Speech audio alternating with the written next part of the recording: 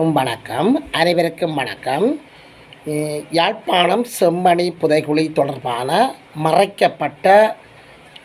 மறைக்கப்பட்ட பதற வைக்கும் பல சம்பவங்கள் கிடைத்திருக்கின்றன.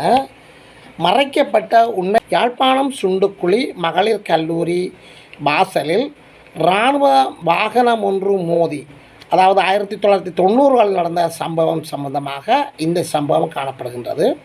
1990களில் யாழ்ப்பாணம் சுண்டுக்குழி மகளிர் கல்லூரி வாசலில் இராணுவ வாகனம் ஒன்று மோதி ஒரு மாணவி அந்த இடத்தில் பலியாகின்றார். இந்த மாணவியினுடைய இறுதிக்கிரிகையில் கலந்து கொண்டு கைதடியை சேர்ந்த கிருசாந்தி குமாரசுவாமி என்கின்ற மாணவி போய் வருகின்றார். இவர் போய் வருகின்ற பாதையில் இவர் மறைக்கப்பட்டு இராணுவ முகாமுக்கு அழைத்து செல்லப்படுகின்றார். கிருசாந்தி குமாரசாமி என்ற பாடசாலை மாணவி இவ்வாறு இராணுவத்தினரால் பலவந்தமாக இராணுவ முகாமுக்கு இழுத்து செல்லப்படுகின்றார். இந்த சம்பவம் எல்லா இடமும் தெரிய வருகின்றது. அதாவது அந்த வீதியில் சென்றவர்கள், வாகனத்தில் சென்றவர்கள் என்று சொல்லி சில சம்பவங்கள் வெளியிலே தெரிய வந்ததன் பின்னர் இரவு கிருசாந்தியின் தாய் மற்றும் சகோதரர்கள் தமது மகளை காணவில்லை என்று சொல்லி தேடிய போது இந்த சம்பவத்தை அறிகின்றார்கள். அதாவது பகலில் பாடசாலை மாணவி கிருசாந்தி செம்மணி சந்தியில் வைத்து இராணுவத்தினரால் கடத்தப்பட்ட சம்பவத்தை அறிகின்றார்கள். இதன் பின்னர் கிருசாந்தியின் தாயார், அவருடைய வயது 59, ராஷம்மா என்பவரும் அயல் வீட்டுக்காரர் சிதம்பரம் பிரபாகரன் என்பவரையும் அழைத்து கொண்டு அந்த முகாமை நோக்கி செல்கின்ற போது கிருசாந்தி தாயார் 59, ராசம்மா அயல் வீட்டுக்காரர் சிதம்பரம் பிரபாகரன் என்பவரை அழைத்து கொண்டு கிருசாந்தியின் தம்பி வயது 16 பிரணவன் மூவரும் அந்த முகாமை நோக்கி செல்கின்றார்கள். முகாமை நோக்கி சென்றபோது இராணுவத்தினர் இந்த நிலைமையை அவதானித்து அந்த மூவரையும் விசாரிப்பதற்காக இராணுவ முகாமுக்கு பின்பக்கம் கொண்டு செல்லப்படுகின்றது. கொண்டு சென்றபோது அவர்களுடைய கைகள் கட்டப்பட்டு, அவர்களும் சித்திரவதை செய்யப்பட்டு, அவர்களுடைய உடைகள் களையப்பட்டு, அவர்கள் கூட அந்த இடத்தில் கொல்லப்படுகின்றார்கள். இதன் பின்னர் 2 போலீஸார் அந்த சந்தியில், அதாவது செம்மணி சந்தியில் காவலில் ஈடுபட்ட 2 போலீஸார் மற்றும் முகாமை சேர்ந்த 7 இராணுவ வீரர்கள், 7 இராணுவத்தினர் உட்பட மொத்தமாக 9 பேர் கிருசாந்தியை கூட்டு வன்புணர்வுக்கு உட்படுத்தி இரவு 10 மணிக்கு அவரை கொலை செய்கின்றார்கள். கொலை செய்து புதைப்பதற்கான வேலைகளில் ஈடுபடுகின்றார்கள். அன்றிரவு கிருசாந்தியின் தம்பி ராஷம்மா, அயலவர் சிதம்பரம் கிருபாகரன், இவர்கள் 4 பேர், இந்த மூவரோடும் சேர்ந்து கிருசாந்தியுடன் மொத்தமாக 4 பேரை 3 புதைக்குழிகள் வெட்டப்பட்டு இந்த புதைக்குழியில் புதைக்கப்பட்டதாக அந்த சம்பவத்தை நேரில் பார்த்த இராணுவ சிப்பாய் பின்னர் நீதிமன்றத்தில் தெரிவித்திருந்தார். இதுகள் சம்பந்தமாக அப்போதைய காலத்தில் இந்த சம்பவம் ஒரு பேசு பொருளாகவும் கொந்தளிப்பாகவும் காணப்பட்டது. இந்த சம்பவத்தில் அடுத்து மறுநாள் இவர்கள் இவ்வாறு கடத்தப்பட்டு காணாமல் போன சம்பவம் தொடர்பாக மக்கள் மத்தியில் ஒரு பெரும் கொந்தளிப்பாக காணப்பட்டது. பாடசாலை மாணவர்கள் குழம்பியிருக்கின்றார்கள், அரச உத்தியோகத்தர்கள் குழம்பியிருக்கின்றார்கள், பல்கலைக்கழக மாணவர்கள் குழம்பியிருக்கின்றார்கள், பத்திரிகைகளில் செய்தி வெளியாகி இருக்கின்றது. எனவே இந்த ஒரு நெருக்கடியான நிலைமையை அக்கால பகுதியில் அரசாங்கத்தினுடைய ஜனாதிபதியாக இருந்த சந்திரிகா குமாரதுங்க அவர்கள் இந்த சம்பவத்துடன் தொடர்புடைய 2 சிப்பாய்களையும் 9 உயர்தர அதிகாரிகள் உட்பட 11 பேரை கைது செய்து யாழ் மாவட்ட நீதிமன்றத்தில் வழக்கு பதிவு செய்து வழக்கு நடைபெற்று வந்தது. இவ்வாறு வழக்கு நடைபெற்று வருகின்ற கிட்டத்தட்ட 5 மாதங்களின் போது இங்கே அந்த நீதிமன்றத்தில் தமக்கான பாதுகாப்பு இல்லை என்றொரு பொய்யான காரணத்தை காட்டி கொழும்புக்கு தங்களுடைய வழக்கை மாற்றினர். இவ்வாறு தமிழர் பகுதியில் காலத்துக்கு காலம் இராணுவத்தினரால் செய்யப்படுகின்ற கொலைகள், கடத்தல்கள், புதைக்குழிகள் அமைத்தல் போன்ற சம்பவங்களுடன் தொடர்புடைய இராணுவத்தினர் நீதிமன்றங்களில் முற்படுத்தப்படுகின்ற போது, வடக்கு கிழக்கில் உள்ள நீதிமன்றங்களில் முற்படுத்தப்படுகின்ற போது தமக்கு பாதுகாப்பு இல்லை என்ற ஒரு காரணத்தை காட்டி அதை தென்பகுதியில் உள்ள நீதிமன்றங்களுக்கு இவ்வாறு மாற்றுவதால் அந்த பாதிக்கப்பட்டவர்கள் அவ்வாறு அந்த காலப்பகுதியில் தென்பகுதிகளுக்கு சென்று வந்து அந்த வழக்குகளை நடத்த முடியாத சூழ்நிலையில் அந்த வழக்குகளிலிருந்து அந்த சிப்பாய்கள் விடுதலையாகின்ற சம்பவம் கடந்த பல தசாப்தங்களாக இடம்பெற்று வந்தமை யாவரும் அறிந்த விடயங்கள். எனவே இந்த பின்னணியில் அவர்கள் அந்த கைது செய்யப்பட்ட அந்த 11 இராணுவத்தினர், 11 முகாமைச் சேர்ந்த 11 போலீஸார் மற்றும் இராணுவத்தினர் யாவருக்கும் பின்னர் கொழும்பு பகுதியில் கொழும்பு பகுதியில் மேல் நீதிமன்றத்தில் வழக்கு நடைபெற்றப்பட்டு அந்த மேல் நீதிமன்றத்தில் விசாரிக்கப்பட்டு அவர்களுக்கான மரண தண்டனை மேல் நீதிமன்றத்தில் வழங்கப்படுகின்றது. இந்த மரண தண்டனையின் போது நீதிபதி அவர்கள் அந்த 11 பேரையும் பார்த்து, நீங்கள் ஏதாவது கூற விரும்புகிறீர்களா? அதாவது தண்டனை நிறைவேற்றுவதற்கு மரண தண்டனை விதிக்கப்பட்ட கைதிகளை பார்த்து நீதிபதி ஒரு பொதுவான ஒரு கேள்வியை காலம் கேட்பதாக கூறப்படுகின்றது. அந்த அடிப்படையில் இவர்களை நோக்கி கேட்டபோது அந்த சம்பவத்தில் தொடர்புடைய இராணுவ சிப்பாயான சோமரட்ன ராஜபக்ச என்கின்றவர் திடுக்கிடும் சம்பவங்களை நீதிபதிக்கு வெளிப்படுத்தியிருக்கின்றார். செம்மணியில் மொத்தம் 16 புதைக்குழிகள் இருப்பதாகவும் இங்கு 600க்கும் மேற்பட்டோர் புதைக்கப்பட்டிருப்பதாகவும் எமக்கு மட்டும் இந்த மரண தண்டனை விதிக்கப்பட்டிருப்பதாகவும் இவ்வாறு செய்த ஏனையவர்களுக்கு என்ன தண்டனை என்ற மாதிரி அந்த சோமரட்ன ராஜபக்ச நீதிபதியை பார்த்து கேட்டிருக்கிறார்.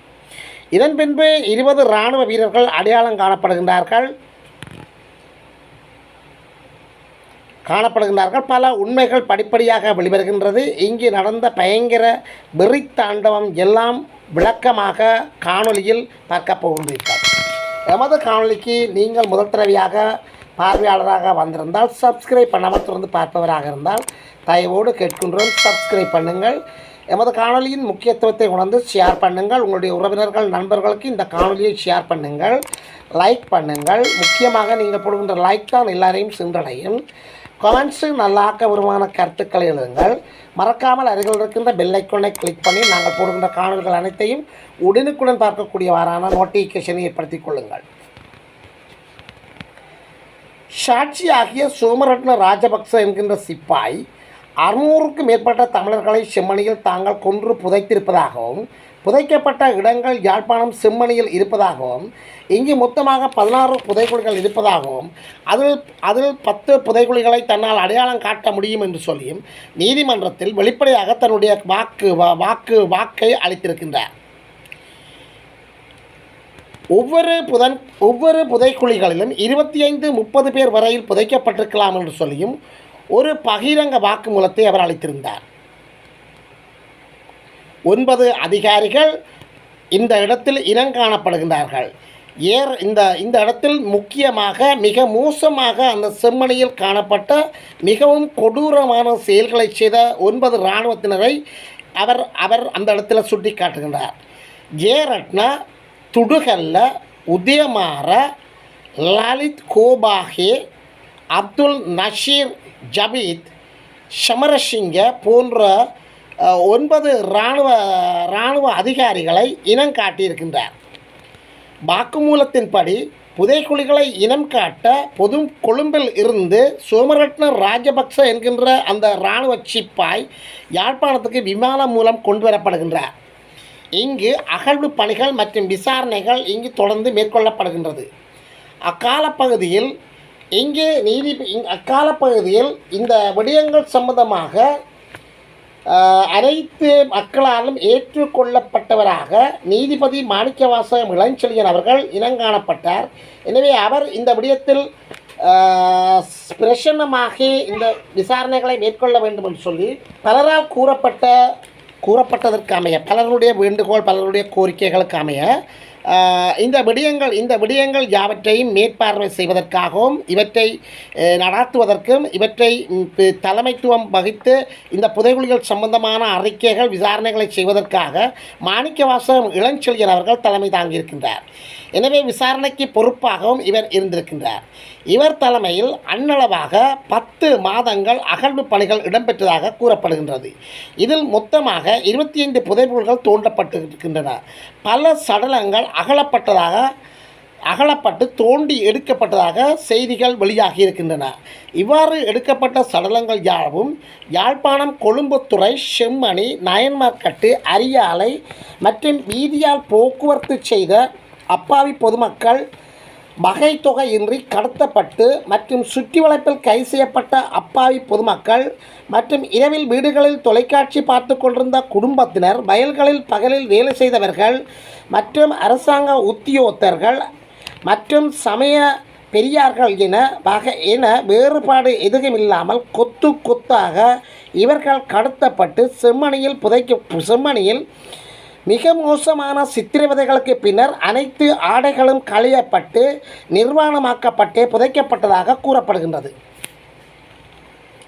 இங்கே மிகவும் கோரமான சம்பவங்கள் இடம்பெற்றதாக கூறப்படுகின்றது. கணவன் முன்னிலையில் மனைவி கற்பழிக்கப்பட்டதாகவும், பிள்ளைகள் முன்னிலையில் மனைவி கற்பழிக்கப்பட்டதாகவும், கணவன், மனைவி, பிள்ளைகள் என அனைவரும் ஒரே புதைகுழியில் புதைக்கப்பட்டிருப்பதாகவும், மிகுந்த வேதனை ஏற்படுத்துகின்ற சம்பவமாகவும் பதற வைக்கின்ற சம்பவமாகவும் இந்த புதைகுழிகளில் தற்போது தோண்டப்படுகின்ற சடலங்கள் சாட்சி பகர்கின்றன.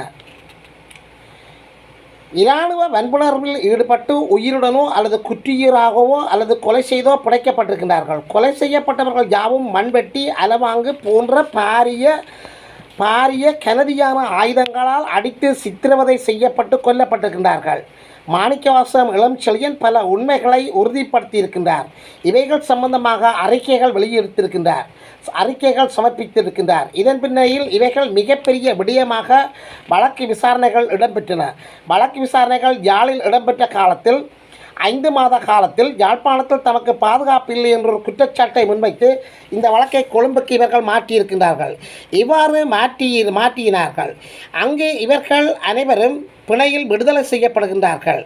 இது உடனடியாக அனைத்து தரப்பினராலும் மிகுந்த ஒரு பேசு பொருளாகவும் ஒரு சர்ச்சையாகவும் காணப்படுகின்றது. இது சம்பந்தமாக மக்கள் மிகப்பெரிய ஒரு ஆர்ப்பாட்டங்கள் மற்றும் ஒரு கவன ஈர்ப்பு செயற்பாடுகளில் ஈடுபடுவதற்கு முன்னர் சந்திரிகாவுடைய ஆட்சி மாற்றமடைந்து மகிந்த அந்த ஆட்சியை கைப்பற்றுகின்றார். இவையாவும் கிடப்பில் போடப்படுகின்றன. மகிந்த வந்த பின்னர் இந்த விசாரணைகள் யாவும் கிடப்பில் போடப்படுகின்றன.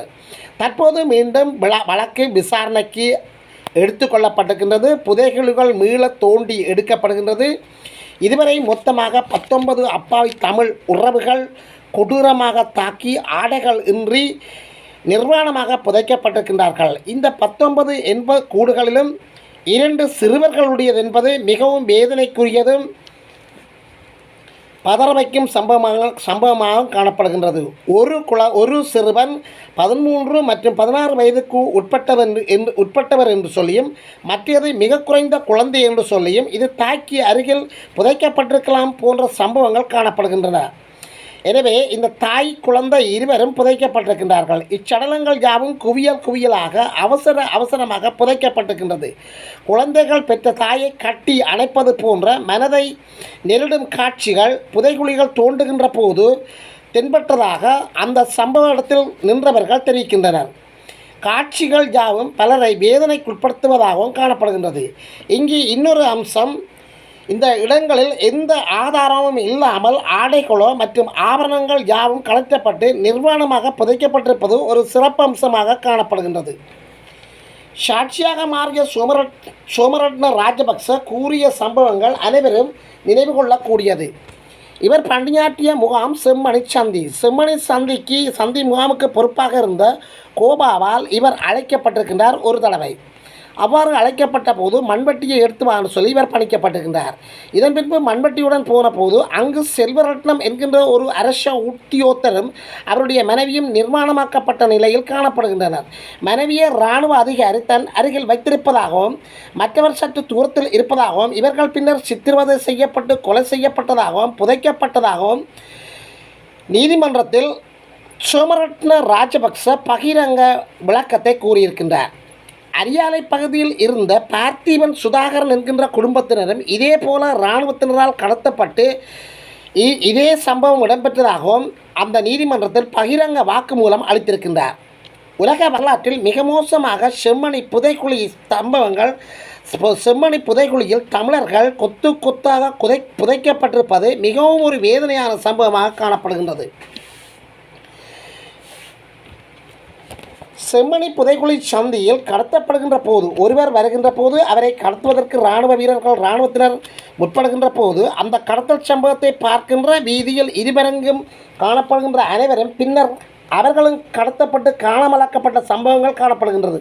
ஒருவரை கடத்தி முகாமுக்குள் கொண்டு செல்கின்ற போது இந்த சம்பவங்களை வீதியின் இருமரங்கிலும் எவ்வளவு தூரத்துக்கு யார் யார் பார்க்கிறார்களோ அவர்கள் கூட அதே பாணியில் கடத்தப்பட்டு இந்த முகாமில் சித்திரவதை செய்யப்பட்டு மிக மோசமாக தாக்கப்பட்டு கொலை செய்யப்பட்டிருப்பதாக செய்திகள் தெரிவிக்கின்றன. உலக வரலாற்றில் ருவாண்டா படுகொலை மிக முக்கியத்துவம் பெறுகின்றது. இதைவிட காசா படுகொலை, காசா புதைகுழிகள், இதைவிட சிரியா புதைகுழி, அதேபோல் குவாண்டமானா சித்திரவதை கூடங்கள், வடகொரியா புதைகுழிகள் என்று சொல்லி புதைகுழிகள் அதிகரித்து செல்கின்றன.